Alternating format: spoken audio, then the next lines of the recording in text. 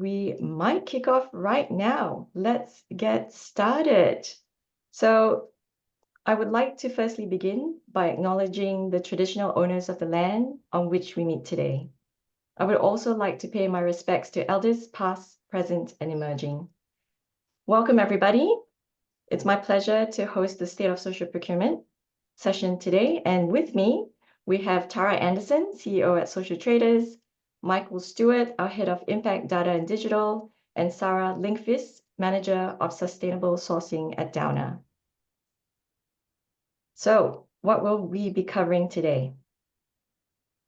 Well, there will be 5 key areas we'll touch on. We'll provide a brief overview of social enterprise as suppliers, the state of social procurement around the globe and in Australia. We'll also deep dive into the 5 key trends where we're seeing trends among our members. And later on, we'll hear from Sara at Downer to learn more about their social procurement journey. Lastly, we'll open up the Q&A. So if you have any questions, please use the Q&A function to pop your questions in. And as a reminder, we'll also be sending out today's recording and a copy of the report after the event. I'll now hand it over to Sara Anderson, CEO at Social Traders, to kick us off. Over to you, Sara. And hi everyone, we're really excited to have you here today to share some really cool updates on the state of social procurement around Australia.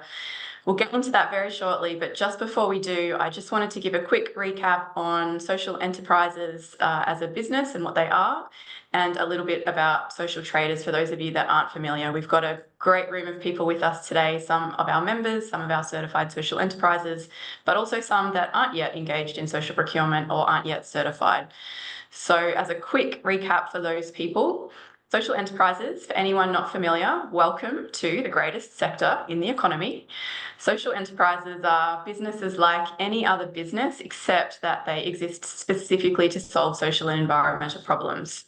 And our job at Social Traders is to certify them as the leading certifier in Australia. And that means we're checking to make sure that they are a genuine social enterprise, so that anyone that wants to be buying from them ensures that they're de-risked in the supply chain and you can trust that they're legitimately creating impact for their communities. And at Social Traders, what we do, we are an industry body for social enterprise and social performance. And we've been around since 2008. We've been doing our work for 16 years now. And there's 3 parts to that. On the one hand, we work with business and governments on social procurement and on social performance. So that means we're connecting them in with suppliers so that they can do more social procurement work. It means we're working with them on advice and training, and also how to track and measure the impact that they're creating through the work they're doing.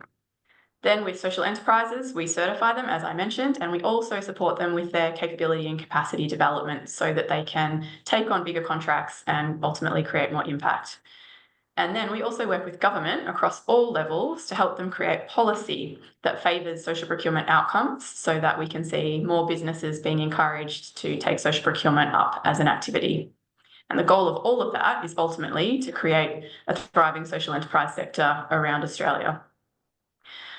So let's get into some of the latest data from our latest impact report. So what we're going to talk through today looks at what happened in FY24, which is the most recent year we have the data for, that's just been released this week. And we'll also look back across 7 years, which we've now been tracking the impact and the outcomes and the activities across that time. So we'll have a bit of a look at what's been changing and what's been happening. And the first thing to say, which you might have seen some of this come out on social media this week, is that there's now been, over the last 7 years, $1.1 billion spent with certified social enterprises. And this is a huge outcome. We've just ticked over that 1 billion mark.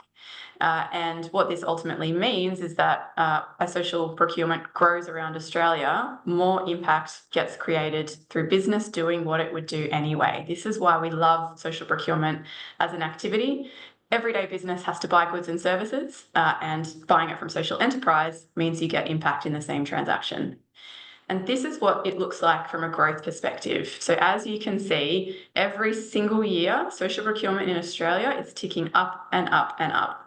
So in this graph, you can see in the blue is the business and government members that are joining social traders. In the red is the number of certified social enterprises. And most importantly is that trend line that sits along the top there, which is the amount that's being spent with certified social enterprises every year. So from starting back in FY18, 37 million, all the way up to the last year, which was our record-breaking year, where $257 million was spent with certified social enterprises. And you can see some of those growth numbers on the right-hand side there, 11% tick up in the number of business members, 21% increase in the number of certified social enterprises, 62% of business members are increasing their spend, so doing more year on year. And that's meaning 80% of certified social enterprises are increasing their trading revenue so that 69% can increase the amount they're spending on delivering their impact. So ultimately more impact outcomes happening as a result of social procurement activity. And what we can see in the last financial year, FY24, there's now over 20 organisations that are spending more than $1 million with certified social enterprises in that year. So here's a bit of the who's who of social procurement around Australia, which we know many people like to dive into and have a look at what others are doing. Across business and across government bodies and across projects. These are the organisations and businesses that have been with social traders for many years now and are looking at how they continually raise the bar, continually do more and continually increase their spend. So it's great to see so many of them now falling into that category of the 1 million club that is annual spend with certified social enterprises. And two particular shout outs to our top two for FY24. A big congratulations to Downer Group. They had the highest spend with certified social enterprises of any of our members, and that was $12.5 million in FY24. And we've got Sara from Downer who's with us and is going to talk to us a little bit later on about exactly what Downer's doing, why this matters and how they're doing it. And then secondly, a shout out to John Holland Group. So they have the largest number of certified social enterprises in their supply chain. They're now working with 65 different social enterprise suppliers. So it just shows what's possible when you can start with one and then a handful, and then you can keep growing it and growing it and growing it. So big congratulations to these two that are leading the way along with the $1 million club. And ultimately, while all of this matters, this is the most important part of why we're all here, while we're all doing this work, is the impact that gets created. So when we look at that 1.1 billion that's been spent over that 7 years, that's created at a headline level 10,000 jobs and $100 million that's been put back into communities. And that's through charitable donations and also through more affordable and accessible community goods and services. And those 10,000 jobs and those outcomes, these are really great numbers and, that sounds big, that sounds nice, but at the end of the day, it all boils down to the people that sit behind these numbers. And these are some of the most disadvantaged, vulnerable people in our communities that are benefiting from this. The people that are having access to jobs are women escaping domestic violence, migrants and refugees, people with disabilities, young people struggling to find work, people that wouldn't otherwise have jobs. And it's the jobs that we're talking about here is the difference between someone having dignity and empowerment to take control of their own life or not.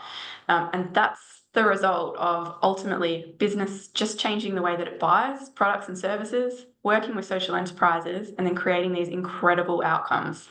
So this is what I hope we can all collectively feel really proud of that's being achieved through the social procurement work happening all across Australia. So what we're going to do now is take a bit of a dive into some of the trends. So as I said, we've been doing this for 7 years now. So what we've got is some really interesting data from when we started back then through to what's happening now in the most recent financial year. And to do that, I'm going to invite Michael to join me for a conversation about the top 5 trends that we've seen over the last 7 years. As Joe said, Michael's the head of impact data and digital at Social Traders. I prefer to call him our data magician. He's the one that pulls out all the cool stats and helps us do all of our measurement work. So Michael will go through some of those trends, and as he does, we'll talk a bit about what they mean in practice and what business should be thinking about. Michael. Thanks for that introduction, Tara. That's very generous. So as mentioned, I'll be taking us through some of the 5 trends that we're noticing. As mentioned, we now have over $1 billion of procurement spend in our database. So we can use that to start to identify some things. When we launched Vision 2030 way back in 2020, we were seeing a vastly different landscape in social procurement. Due to supportive policy like the Victorian Social Procurement Framework, construction, infrastructure and property were the dominant drivers in social enterprise procurement. These industries alone used to make up over 50% of Social Traders' membership base and well over 50% of the total spend that we were seeing. As the graph on the left shows, this has steadily declined, and now these two industries just make up 36% of our membership base. Even though across the same time, our raw numbers of these members have increased, the membership share has been diluted. And this is because different industries are coming on board. The graph on the right shows industries like banking, finance, education, transport, and energy, all of which have doubled their membership across the last 5 years. And so we are seeing even newer industries like energy increase their activity in social procurement, social enterprise procurement, with a new member every year for the last 3 years. So what we are seeing here is not just one dominant industry driving this change, but rather a diversification of a number of industries all recognising social enterprise procurement. So what that's really meaning from a business perspective is that back in the day when we started doing this social procurement work, you were a leader if you were doing social procurement activity. But now what's shifting is that many industries are getting on board with this. So if you're not engaging in social procurement and building this into your business, you're getting left behind because many industries are now catching up and getting on board and doing it not necessarily because there's a policy requirement, but just because they think that it's a good thing to do. They believe in the purpose of it. And this is an example of one industry that is getting on board with social procurement. Hydro Tasmania is one of our business members, and they were one of the first 3 in the energy sector to join Social Traders. And they've been doing some really great work with Blue Gum, which is a certified social enterprise, doing grounds maintenance work. And thanks to their partnership, Blue Gum's actually been able to expand its service offering beyond garden maintenance into broadacre grounds maintenance and horticulture. And it means that they're also winning more work with new customers because they've been able to expand what they do. And the impact of all of that is that they're supporting people with disabilities and their communities. And the crew members on these projects are receiving training and qualifications and meaningful work and award wages. So that's an example of an industry that wouldn't necessarily have been with us at the beginning of our social procurement work, but is an example of an industry that's now getting on board. So Michael, back to you for the next trend. The next trend are the motivations are changing. So going hand in hand with that last slide, we can see the motivations for taking up a Social Traders membership and therefore interest in social enterprise procurement has shifted from 2020. So during the membership onboarding process, we work with the member and determine what their primary motivation for pursuing social enterprise procurement is. As I alluded to, in 2020, the majority of our members were construction focused, many of whom took up membership to satisfy requirements either of the social procurement framework directly or as mandated by their tier 1 contractors who are reporting against those standards. Fast forward to 2024, and the number one reason we are now seeing for new members coming on board is for their own corporate values. For example, to align to their ESG or sustainability goals, and they recognise social enterprise as a key component to that. What we're seeing in practice on the ground is that social procurement is being embedded into ESG and sustainability activities of business. So it's actually building all the way up into core strategy, and it's becoming a strategic lever for the business to activate the social value that it wants to create. And this is a really great way to look at how social procurement can be embedded as an everyday part of how business functions. And an example of that, one of our members that's thinking about social procurement from this perspective is Nando's. And they're using social procurement specifically to deliver on their organisational values. So they're using it as a lever for their brand purpose, which is changing lives together. And they're looking at how they can support the local communities around where they operate. So they set up a range of place-based partnerships with lots of different social enterprises. And one of those was Cleanable. And they were looking at window cleaning and plant care services across their Victorian restaurants. And again, similarly to the last example, through their partnership over time, they were actually able to help Cleanable expand into plant sourcing for restaurant renovations and new constructions. So allowing the social enterprise to grow and to do more, thanks to the contracts and the work that they were able to give them. And the ultimate impact of that is that it's creating meaningful work for people that are facing barriers to employment. So it's a really nice example of using organisational values to drive change and embed social procurement across the business. Trend number 3. So the next trend is about the categories of the procurement spend we're seeing. So with the different industries and motivations that we saw for coming on board, we're seeing different categories of social enterprise procurement. As I mentioned before, we now have over $1 billion of procurement deals that we've collected across the last 7 years from our members who give that to us every year. And so we can track these trends over time. Now, it's important to note that infrastructure and construction still dominate the dollars spent. And your categories like labour hire, building trade, repairs, maintenance, horticulture and arboriculture, they're still our biggest categories overall in terms of spend. However, we are seeing new trends emerge with different procurement categories carved out for social enterprise. For example, in FY20, we only saw $151,000 spent with social enterprises for engineering or tech services. That has grown exponentially to 5.9 million that we saw in the most recent financial year, which really opens up a lot of opportunities for other, different social enterprises, not as traditional as you might imagine, to participate in the social enterprise market. And we can see that on the screen, some of our other big growth areas. And this really highlights that members are beginning to look past some of the more traditional social enterprise areas to meet their social procurement needs. And this helps us challenge the perception or some of the myths that we often hear that social enterprises, they're just cafes, or, it's just grounds maintenance and it might be a bit of cleaning.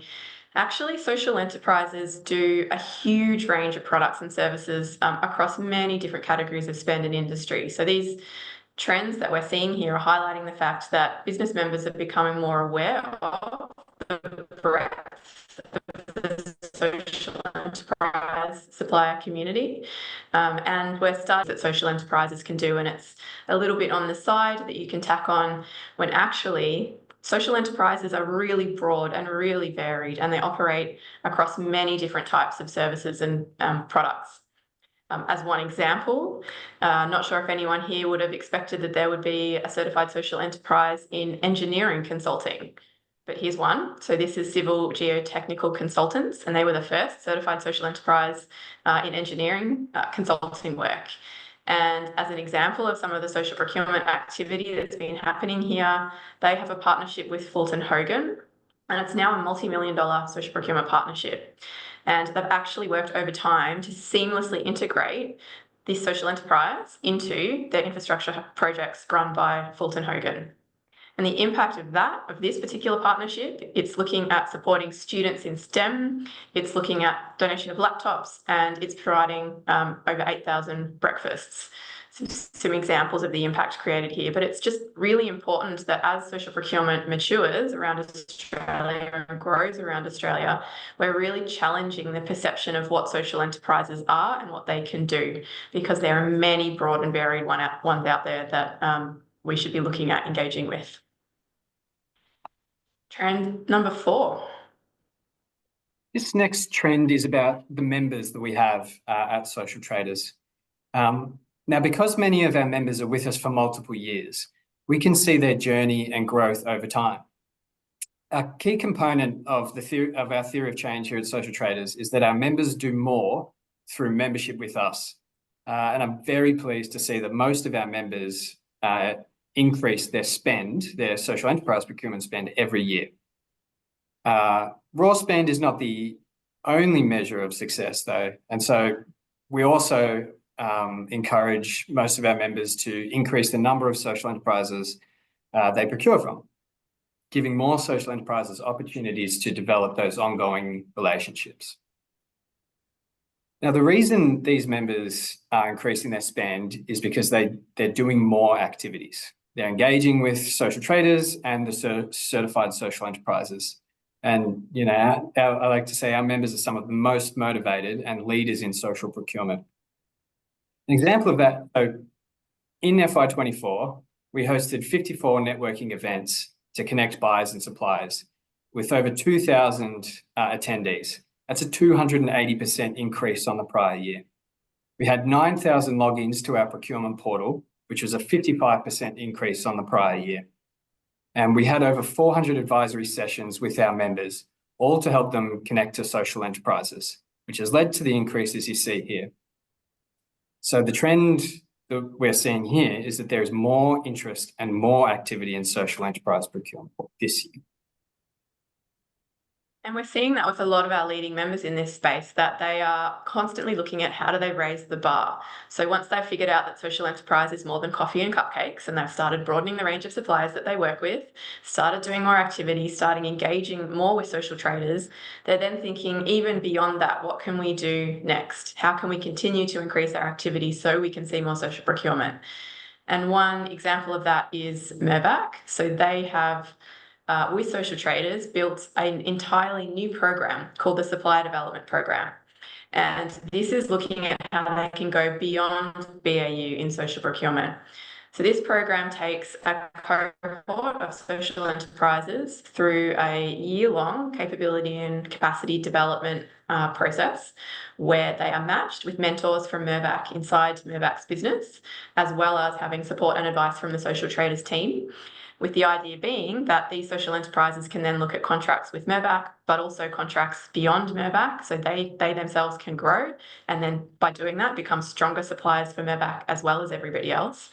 And also looking at Mirvac being able to increase its own social procurement capability by understanding more deeply how social suppliers work, what they need, how to break down contracts, how to create opportunities in ways that mean that markets get opened up for social enterprises that might not have otherwise been available.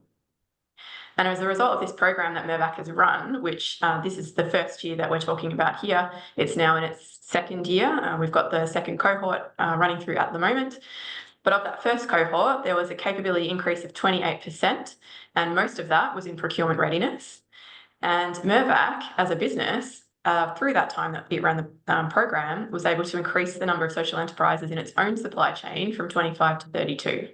So again, it's just an example of continuing to raise the bar and looking at what else. If there's a constraint with supply, they've sat back and thought creatively about how might we solve that and do something different in a different way.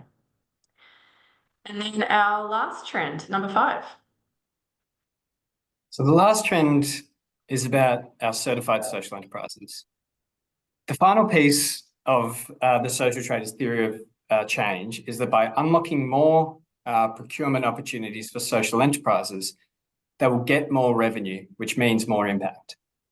This definitely has been holding true, and we are seeing that most of our certified social enterprises are growing both their revenue and the amount that they spend on their impact. As you can see on the screen, the primary driver of this is trade revenue. So 4 out of every 5 certified social enterprises increased their trade revenue last year. One of the major motivating factors for certification we've always seen has been more procurement opportunities. And I can say that 73% of all of our social enterprises are currently appearing in one or more of our buyer members' procurement spend. So the final trend here is that most of the certified social enterprises become social traders members to grow, which is happening. and procurement opportunities are the key driver for that.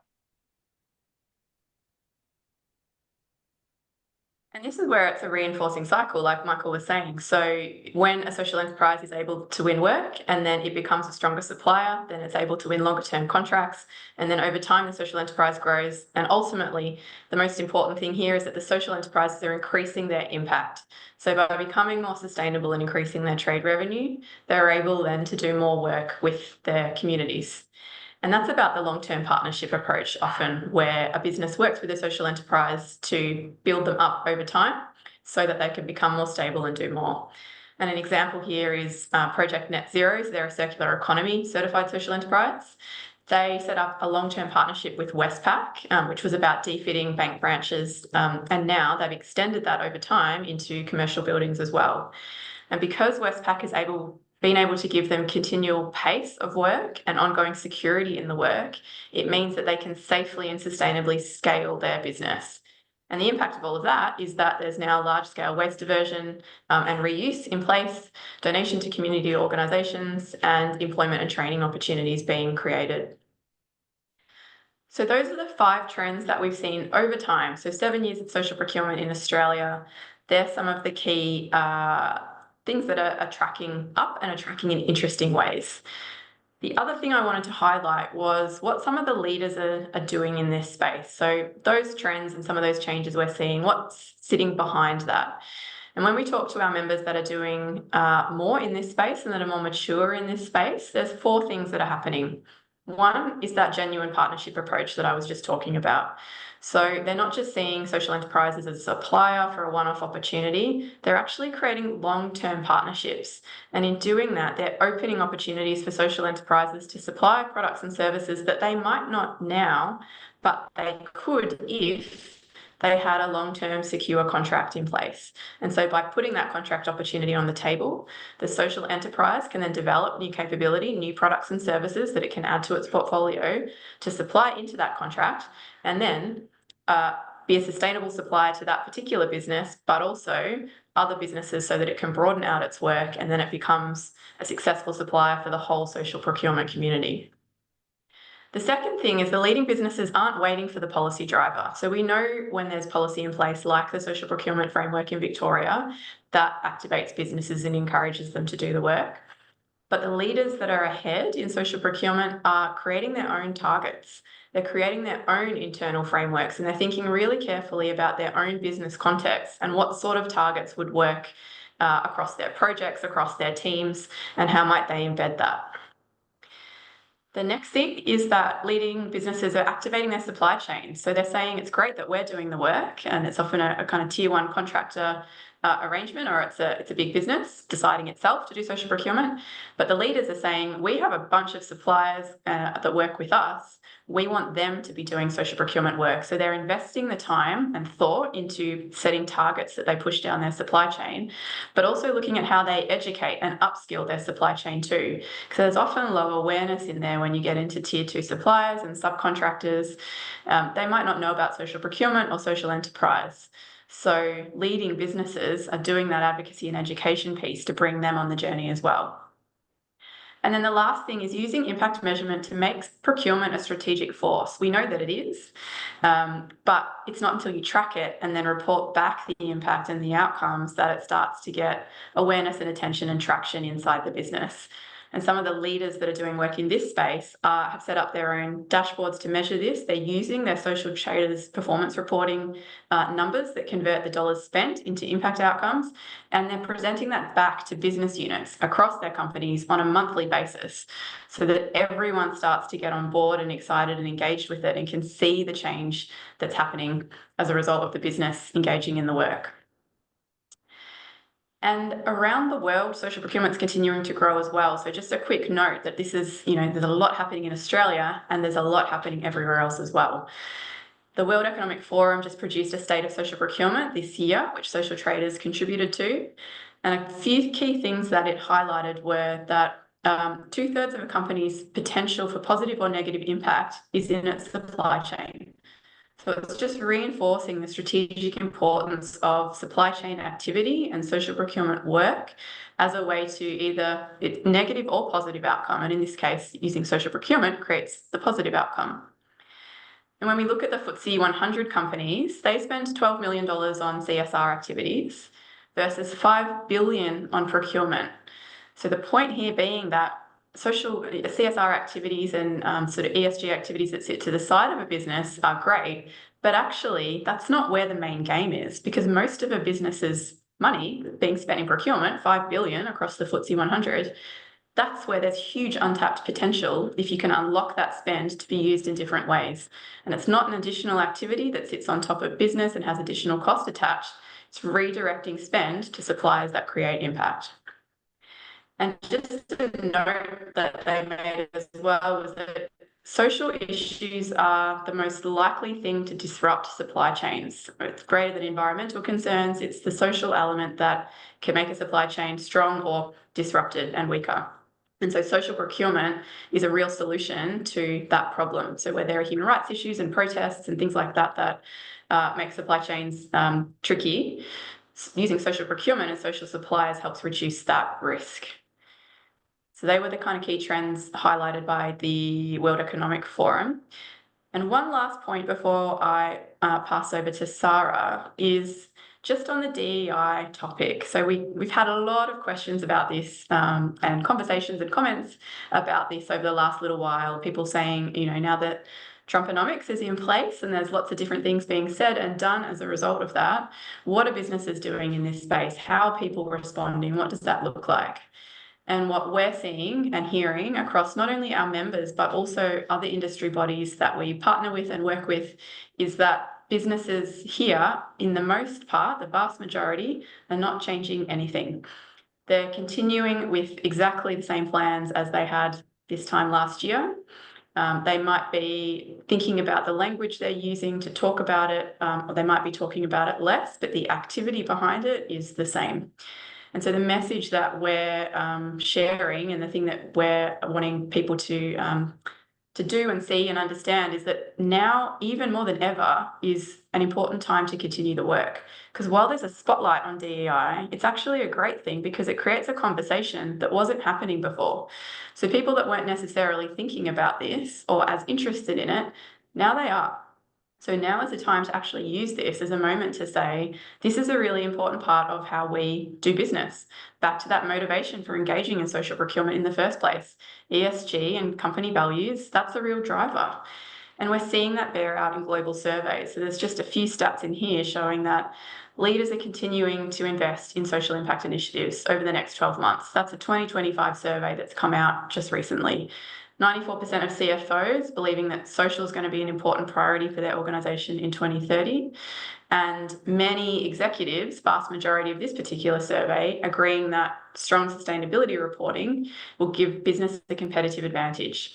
And that's what we're hearing talked about a lot in the DEI space, social procurement space, ESG space, is that the leaders know and understand that this is a competitive advantage. It's not a cost and it's not a risk. It's actually the way you create long-term value for your business, particularly in a world where others may be thinking about pulling back in different countries. Now's the time where you can stand up and claim and say that you are engaging in this space and use that to continue to attract customers, for staff retention, for investors, and for brand and communications, and be confident and proud of talking out in the world about what you're doing.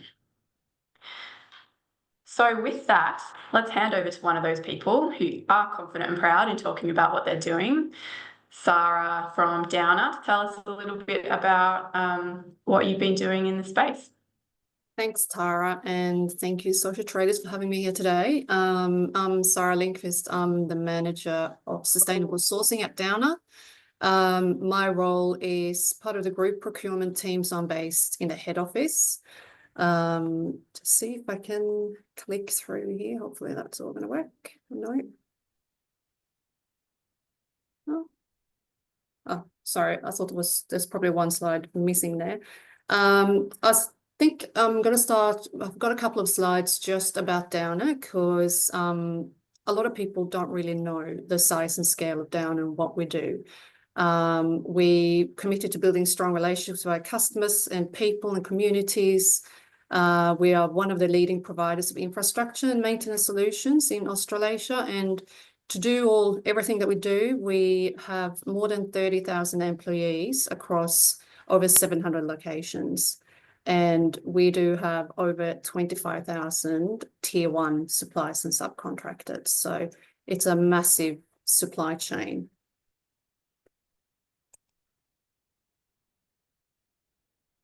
Downer's purpose is enabling communities to thrive, and the services that we do deliver for our customers touch the lives of millions of people across Australia and New Zealand every day.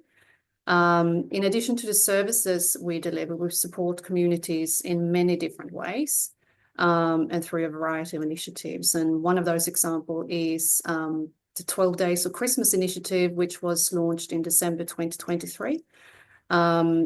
We supported and gave back to charities that are important to our own people. So $60,000 was donated across 12 charities selected by staff. We recognise that our procurement activities and practices can support sustainable development. So partnering with social traders and diverse suppliers is one of the ways that we can achieve our purpose and contribute towards a thriving community. We are really, really proud to be recognised as the FY24 Big Spend with Social Traders certified enterprises. So thank you for that.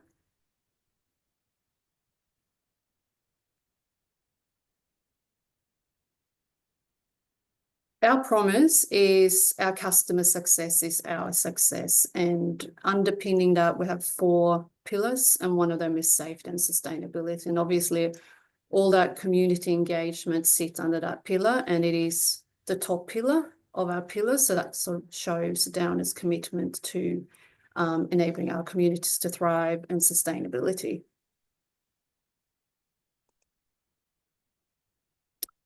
Downer comprises 4 trans-Tasman business units: transport and infrastructure, energy and utilities, social infrastructure and citizen services, and rail transit systems. We deliver multidisciplinary solutions to customers across the transport sector, road services, transport infrastructure, rail and airports. We provide services and solutions that connect communities to essential networks and infrastructure, build, design, and operate assets and networks, delivering services across the water, energy, and telecommunication sectors. And additionally, we operate and provide services across education, health, government, defence, and industrial and energy sectors. It is a mouthful. We do a lot of work to touch our communities.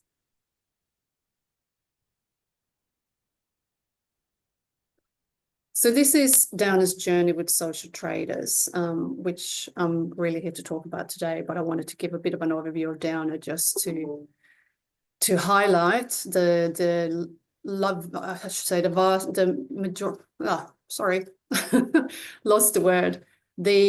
variety of work that we do. So we've been a member of Social Traders since 2017 and a leadership member since 2021.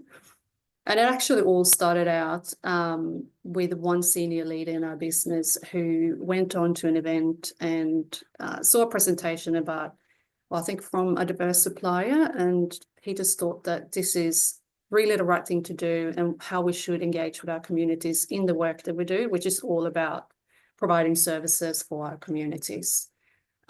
This all happened down in Victoria, and it wasn't, to Tara's point, it wasn't due to anyone's policy or a government policy or anything that a client sort of asked us to do. It was from a champion within the business back in 2017.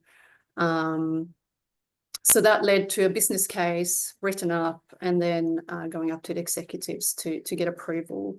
And we do have a really good case study actually already available on Social Traders' website, with a partnership with 3 social enterprises. That is a really good example from the Victorian roads business in, the Downer roads business in Victoria.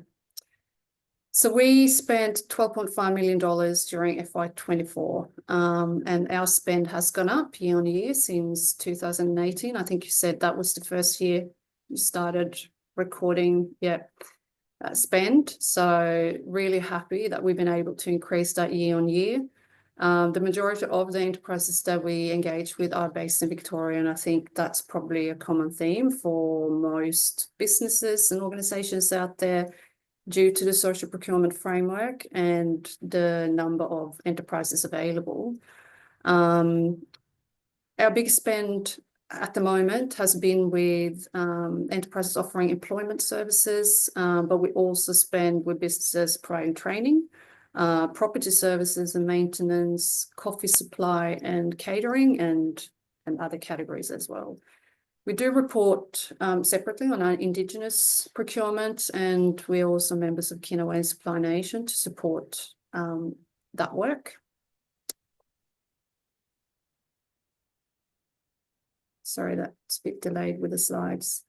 Got a little case study, not a huge spend, but it's kind of a nice story, and it's a corporate initiative. We were looking at a new coffee supplier.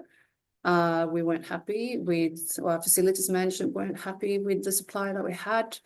When I heard about this, I raced across to facilities management and said, can we please take a look at, make sure that we look at social enterprises and see what's available.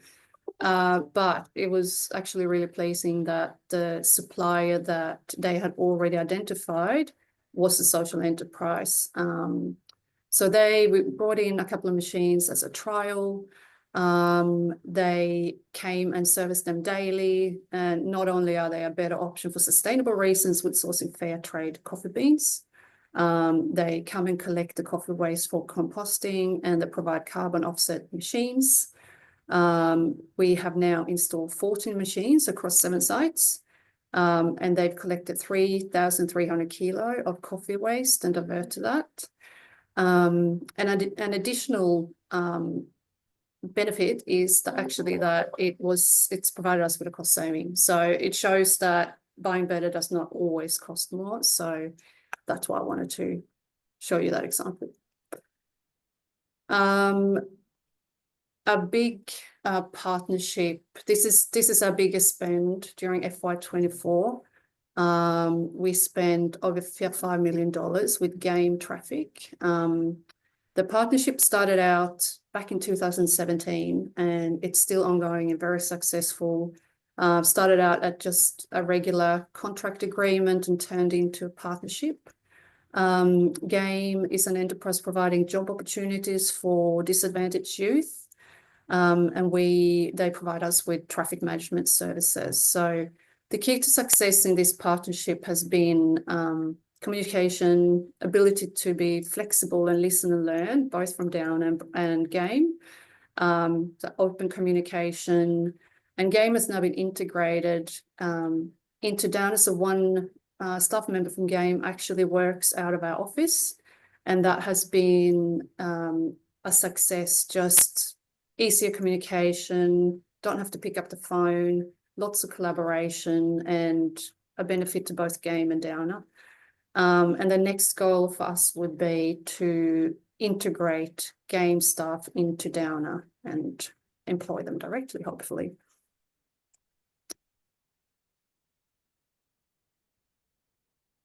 Oh, sorry, I forgot to say one thing on that slide, and it is that the impact of our engagement is that we've provided over 5,000 kids with the ability to go through Games programs. So we're really proud of that, and that's a really, really good outcome. Moving forward, as you can see, Downer is a massive organisation, and there's many opportunities. It can sometimes be hard to identify those opportunities. We do have a lot of long-term contracts in place, so it's really important to engage with our business and build relationships and communicate to ensure that we identify those opportunities from an early on bid and tender stage. So what we've done this year with social traders is we've set up a working group, and we've got members from each business unit attending meetings and having individual meetings with social traders as well to identify those opportunities and try and match with social enterprises. With our purpose as well, it is important to find different ways of enabling our communities to thrive. So Energy and Utilities Business Unit is currently launching a community engagement framework to underpin Downer's overall strategy. They are setting targets and KPIs that would flow down to various functions, including procurement. And we obviously see social procurement and engaging with social traders one of those levers that we can use to meet our achievement and strategy. So it's a really, really exciting time for me and Downer, but for me to see that movement from not just being driven by champions throughout the business, but actually getting strategies and leadership strategies in place that are driven from the top. So very exciting to see what happens over the next 12 months. We also have a wrap with targets and objectives around Indigenous engagement and procurement. And another initiative that we rolled out FY24 is a new pre-qualification platform where we've tagged social trader certifications and supply nation certification, etc., to make it easier for our staff to find social procurement options. Local content and community engagement is obviously really important and a big part of our bid process. So it is something that it just has to become embedded into our organization. It's how we can meet our purpose and make sure that we contribute to our communities and make them thrive. So yeah, it's really exciting to be in this role and see that we've made a big impact into the social procurement community. And I think that was my last slide. Thank you. Thanks, Sara. That's amazing to hear your journey. And I love the quote that you mentioned, buying better doesn't always cost more. And that's why I wanted to bring up that case study, because it is always that perception that, or a lot of people have that perception that buying from a social enterprise is going to cost more, but not always. That's it. So before we move into the Q&A session, I'm going to do a quick plug. We've all heard today the amazing results, opportunities, and the impact that can be realized through social procurement. So for businesses in the room, not yet a member of Social Traders, our ask is for you to join us. We can help you deliver and report on your social performance and use your buying power for good. And we have a new program called Elevate, which focuses on educating your subcontractors who are SMEs on social procurement and tracking their social procurement spend to align with your goals. And if you're an individual that wants to upskill yourself or your team members in social procurement, you could join our online social procurement practitioner masterclass, which will be starting middle of May. So please reach out if you want to find out more. Now, before we wrap up, let's take a couple of questions from the room. I have a couple in front of me, and I'm going to start reading a few out. The first question is for Sara. We often hear that social enterprises are more expensive to procure from, but it seems that Downer's increase in spend hasn't been impacted by that belief. How do you internally make business cases to procure from social enterprise in spite of that belief? Good question. I think, like I mentioned, the increase in spend that we've had is at the moment as well due to some long-term partnerships that we've had in place for many years. So game traffic is, I guess, the example here where the partnership has been running since 2017. It was all kicked off by one champion in the business in Victoria. And then has sort of become part of how we do business in our roads business in Victoria, because we're so large and we do a lot of different things. The maturity of social procurement varies throughout our business.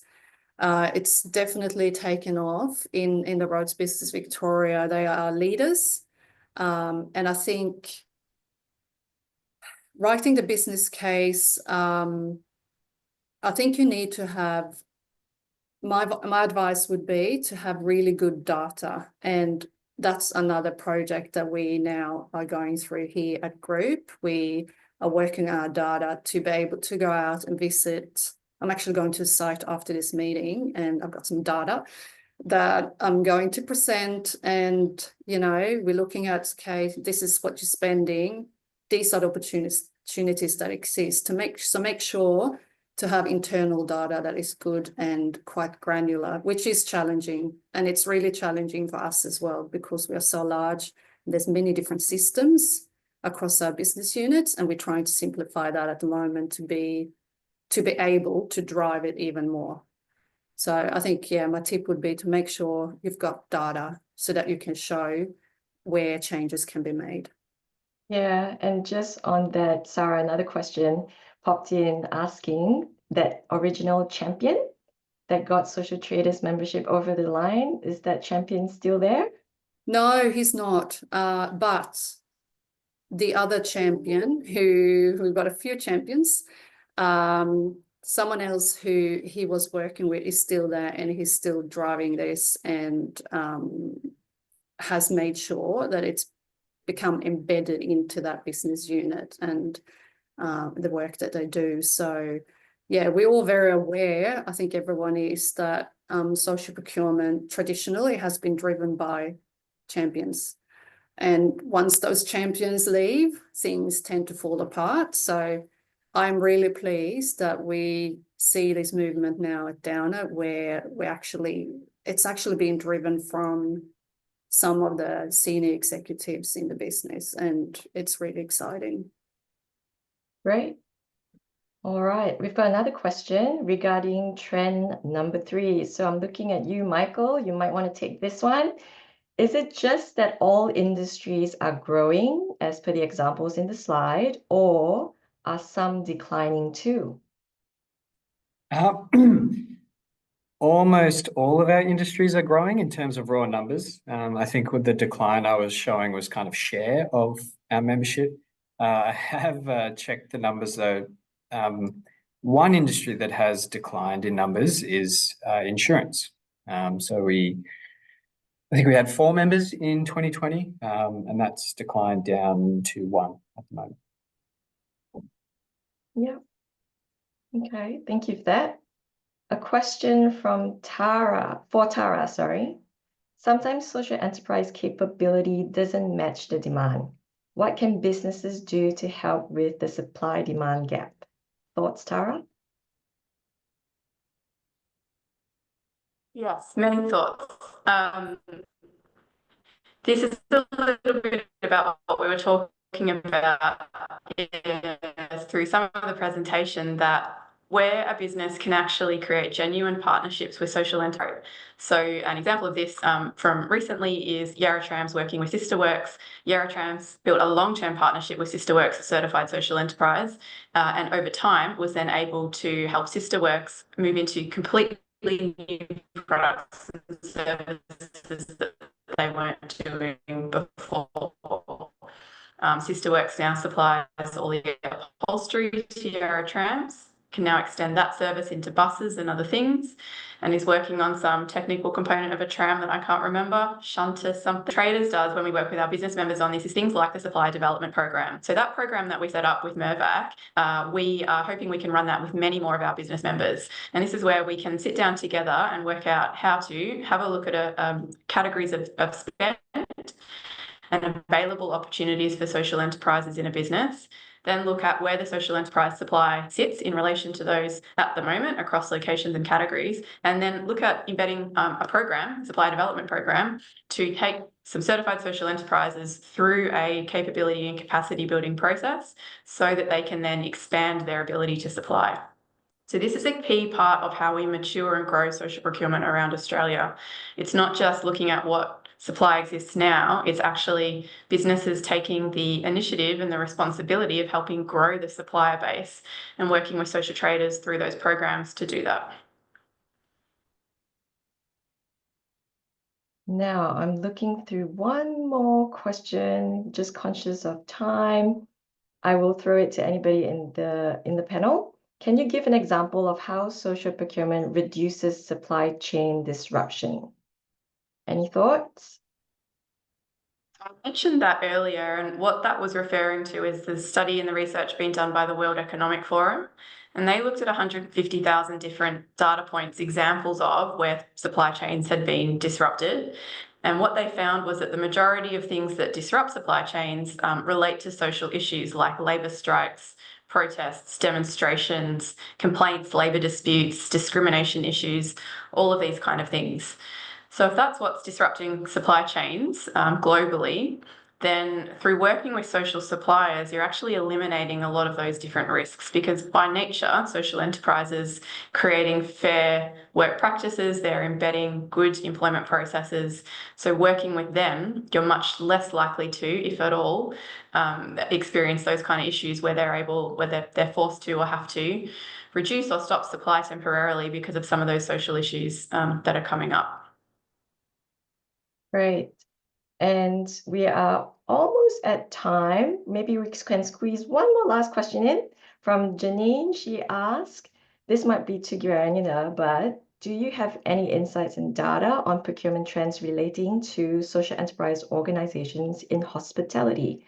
What procurers are doing it well? Any thoughts, Michael?